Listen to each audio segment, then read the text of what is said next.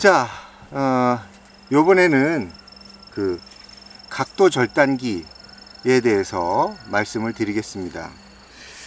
자, 각도 절단기는 목공을 할 때 필요한 나무들을 자르는 가장 기본적인 도구입니다. 크고 두꺼운 거 이런 것도 절단 가능하고요. 그 다음에 이제 요새 나오는 각도 절단기는 그 슬라이딩 기능이 있습니다. 그래서 그 슬라이딩 기능이 있는 절단기는 더 여러 가지 목재를 자유자재로 자를 수 있습니다. 이 각도 절단기 같은 경우에 보면 나무를 쓰는 거기 때문에 톱밥이 굉장히 많이 나옵니다. 그래서 실내나 아니면 좀 깨끗한 장소에서 사용하려면 그거를 효과적으로 뭐 진공청소기라든지 뭐 이런 데다가 연결해서 쓸 수 있는 제품인지 아닌지 그런 것도 구입하실 때 미리 한번 생각해 보시는 게 좋습니다. 그냥 야외에서 오픈된 상태에서 사용한다면 뭐 톱밥 같은 거 처리가 당장은 그렇게 중요하지는 않겠죠. 구체적인 사용 방법이나 이런 것들에 대해서는 직접 모습을 보여드리면서 설명을 하는 게 좋겠습니다. 자, 저 같은 경우에는 그렇게 좋은 거는 아닙니다. 그래서 이런 식으로 돼 있고요. 이렇게 이제 내리면 날이 내려오는 거고, 그 다음에 핸들을 당기면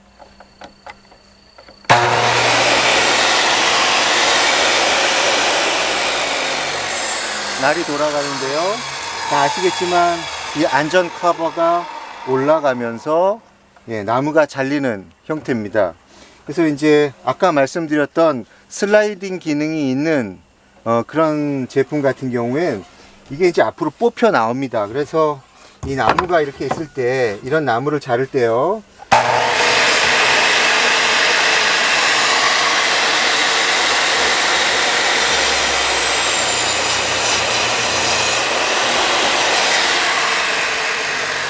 이렇게 잘리는데, 이 나무가 표면이 길다, 여기까지 이렇게 나무가 나와 있다, 그럴 때는 이 날의 폭이 짧기 때문에 여기까지 잘리지 않거든요.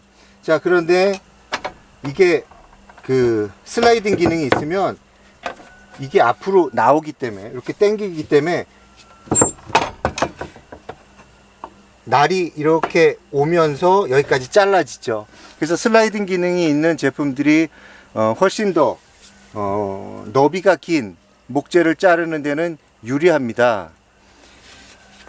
그렇지만은 뭐 그거는 슬라이딩 기능이 있는 것들은 보통 가격이 1.5배에서 2배 정도 하기 때문에 그렇게까지 된 제품을 사야 되나 라고 이제 처음에 망설여서 저 같은 경우에 좀 저렴한 슬라이딩 기능이 없는 이런 제품을 샀는데, 사용하는 내내 상당히 후회가 되더라고요. 그래서 기왕에 사실 거면은 좀 비싸더라도 슬라이딩 기능이 있는 제품을 사용을 하셔서 여러 가지의 절단 상황에 자유자재로 대응할 수 있게 하시는 게 좋겠습니다. 물론 이 제품도 몇 가지 그 편법을 쓰면은 이 너비가 긴 목재들도 자를 수는 있어요. 이제 예를 들어서 이제 목재의 두껍이가 이렇다. 그러면 이제 여기까지밖에 안 잘릴 거거든요.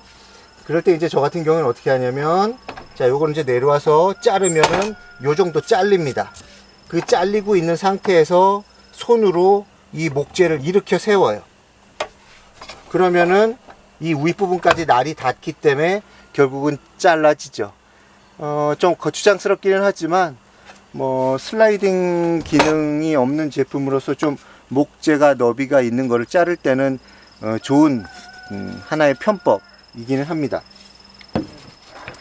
여기 보시면 이제 이 원형 톱날이 있는데요. 이 톱날이 처음에 샀을 때 달려있는 기본 그 톱날은 그렇게 좋은 게 달려있지 않습니다. 그리고 이제 또 사용하다 보면은 날이 무뎌져 가지고 점점 그 절단면이 거칠어지는, 그리고 절단이 힘들어지는 그런 상황이 생기거든요. 자, 그럴 때 조금이라도 절단면을 깨끗하게 하려면 이 절단하는 속도, 그러니까 이걸 이제 내리는 이 속도를 천천히 조절하면 좀 절단면이 깨끗해질 수 있습니다. 근데 잘라야 될 건 많고 마음은 급한데 천천히 자르기 쉽지 않죠. 그러니까 정석은 이 원형 톱날을 좀 더 좋은 거로 바꾸시는 겁니다. 자, 원형 톱날을 좀 더 좋은 걸로 바꿀 때 유의해야 될 거는 요 톱날의 숫자가 있어요. 톱날의 숫자가 뭐 100개, 120개, 150개 뭐 이런 식으로 되어 있을 텐데 그 톱날의 숫자가 많으면 많을수록 더 곱게 잘립니다. 그 대신에 당연히 더 고가이겠죠. 물론 뭐 그 톱날 차이가 각도 절단기의 가격에 비하면 훨씬 저렴하니까 좀 좋은 톱날을 쓰시는 것도 괜찮은 것 같습니다. 이 원형 톱날을 좀 좋은 걸로 바꿔서 쓰시면 훨씬 더 잘 잘리고요. 빨리 잘리고 깨끗하게 잘립니다. 그 다음에 작업을 하다 보면 항상 나무만 자르는 게 아니거든요. 뭐 금속을 잘라야 될 때도 있고 그런데 자, 그런 상황에선 이 날만 바꾸시면 됩니다. 이 날을 금속 절단용 이런 걸로 바꾸시면 얼마든지 금속도 자를 수 있고 그 다음에 이제 창고나 이런 것들을 짓다 보면은 그 시멘트 사이딩을 잘라야 될 때, 그러니까 그 뭐 시멘트와 수지에 합성되는 거죠. 그 시멘트 사이딩을 잘라야 될 때는 이 목재 톱날로 쓰면 이 목재 톱날 완전히 버립니다. 그러니까 그거에 대응할 수 있는 다른 날을 좀 저렴한 날을 사가지고 사용하시는 게 좋습니다. 시멘트 사이딩 말고 비닐 사이딩이라고 그래가지고 플라스틱으로 된 그런 그 벽체 마감 소재도 있는데 그거는 플라스틱입니다. 그거는 요걸로 쓰셔도 별 무리가 없습니다. 날에 무리가 안 가니까요. 자, 그 다음에 이것을 사용할 때 유의할 사항은 지금 이 바닥처럼 아주 평평한 곳에다가 놓고 작업을 할 때는 무리가 없는데 그냥 땅에 있는 바닥에 놓았을 때 이게 이제 수평이 잘 안 맞게 되면은 이 나무를 자를 때 이 나무 자체가 요게 수평으로 놓이기가 쉽지 않거든요. 요거 지금 짧은 나무지만 이 나무가 뭐 보통 사면 3m 60, 짧은 건 2m 40입니다.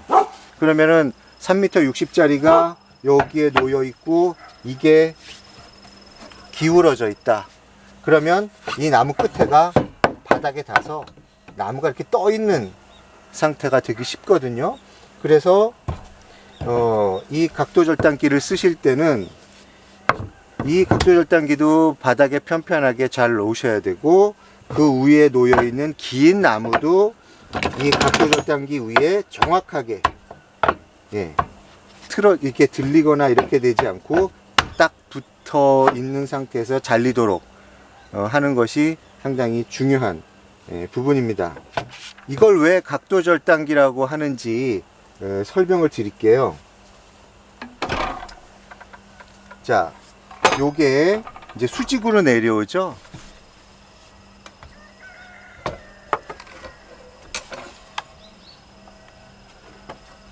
자, 보시죠. 이렇게 날이 기울일 수 있습니다. 이 자체의 날을 기울여서 가공하는 면을 사선으로 자를 수가 있어요. 뒤에 보시면 여기 이제 각도를 조절하는 눈금이 있는데 이 눈금을 보시고 수평에서 45도까지 이렇게 기울여서 자를 수가 있습니다. 자, 그 각도도 조절할 수 있지만 바닥에 이 바닥판을 조절을 해서 잘리는 면을 이렇게 조절하실 수도 있어요. 그러니까 상당히 자유자재죠. 그러니까 이 밑에를 조절을 해서 이 잘리는 면의 각도를 조절할 수도 있고요. 그 다음에 이 위에를 조절을 해서 잘려 들어가는 각도도 조절을 할 수 있습니다. 그러니까 예를 들어서 자 45도로 조절을 하고요. 45도로 조절을 하고 이 잘리는 각도도 45도로 조절을 해서 잘라 보겠습니다.